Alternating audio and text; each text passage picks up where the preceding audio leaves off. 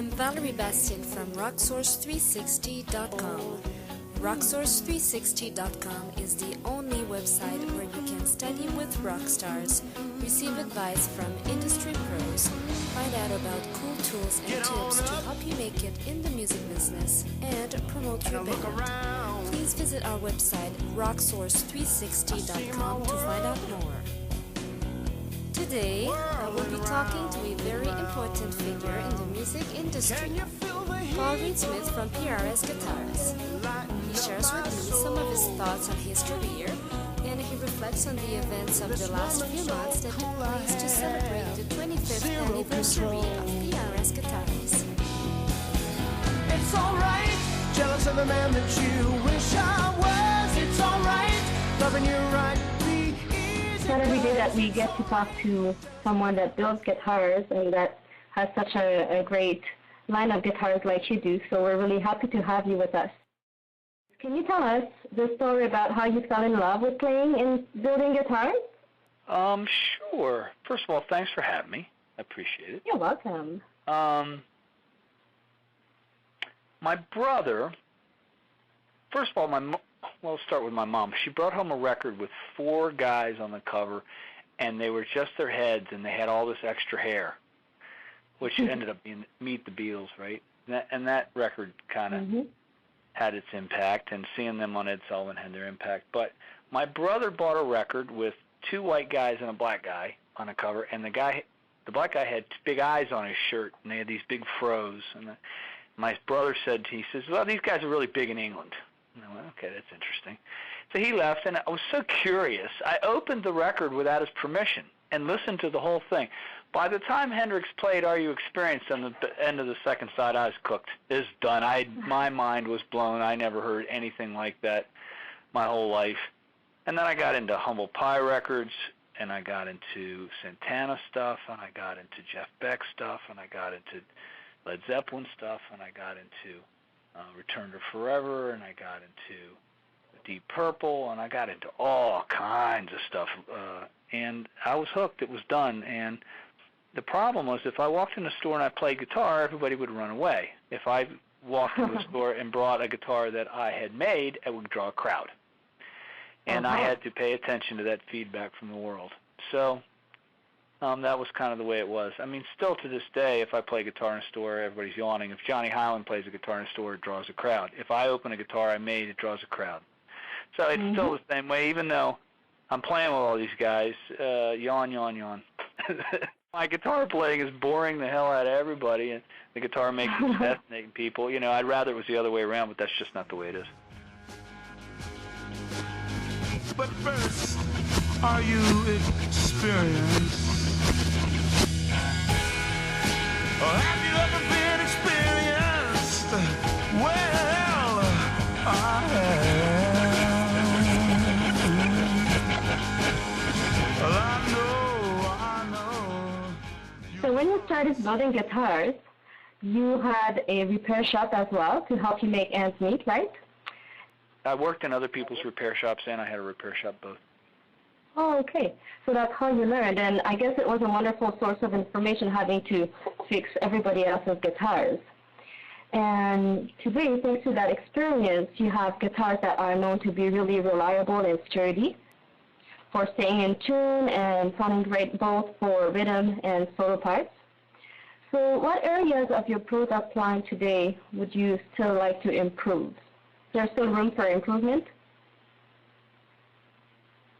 Yeah, we change the guitars every year. We improve them every year. We don't announce exactly what we do, but we improve the guitars every year. Is there still room for improvement? Yes.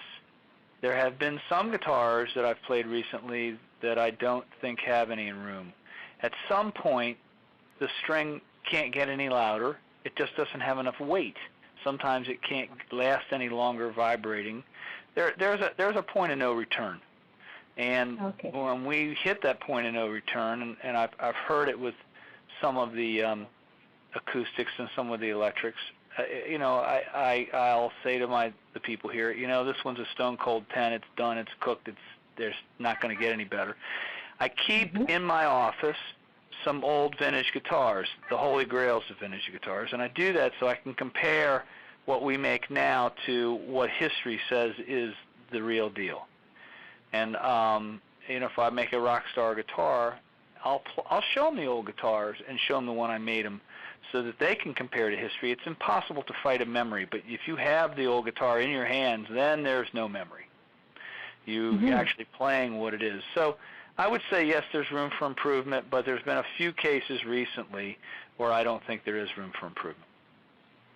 Okay. And I've always said there's huge room for improvement. This is the very beginnings of that. Now, that's true for a lot of guitar makers.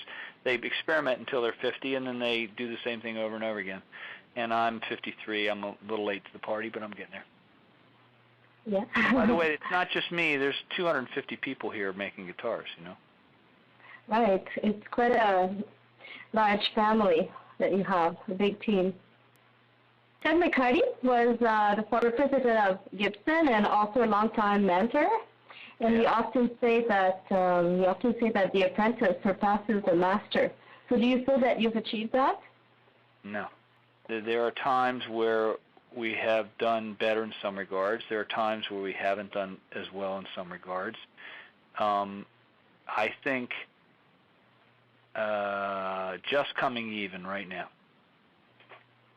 Well, that's very good. That's very good. Do people ask you sometimes to be their mentor? Sometimes, not very often. I'm a teacher to a lot of people in this building, and I think the market, when I do clinics, they ask me to teach. No, not as much as you would think. You're asking very interesting questions. When you bring up the thing about I was a guitar repairman and then I used that experience to make sure that they played in tune and it worked well, you're right, but that's not brought up very often. I don't hear that comment very often. Your comments are actually pretty wide but sophisticated. I'm enjoying them. Oh, great. I'm glad to hear that. All right, my next question actually is about the guitar business being very competitive. And when I was at your workshop before, you said that sometimes the guitar will bark at you, and then you would want to pick it up and play it, really badly. You just get that impression from that guitar, oh, I just want to play that guitar. And I guess it comes from more from the aesthetic point of view, just looking at the guitar and wanting to try it out so bad.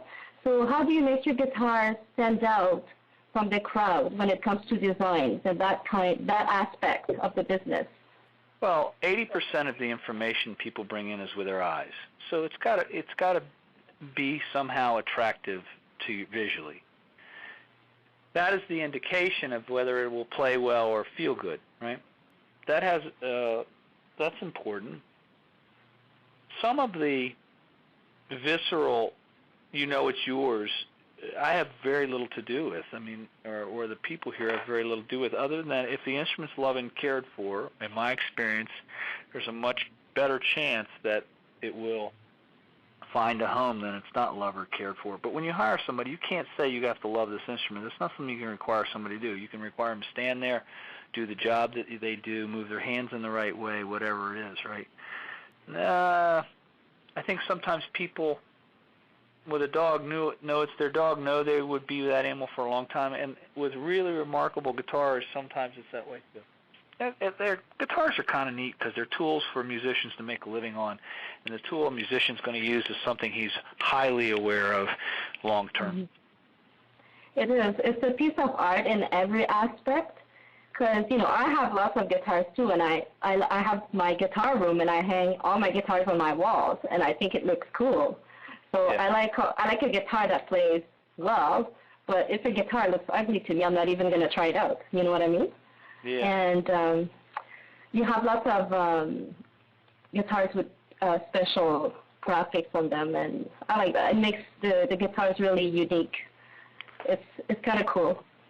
My encouragement is for somebody to just go in a guitar store and pick up every guitar that calls their name in the whole store, and one of them will talk to them, And if one doesn't talk to them, leave. But if one of them talks to you, take them home. There's folks building homes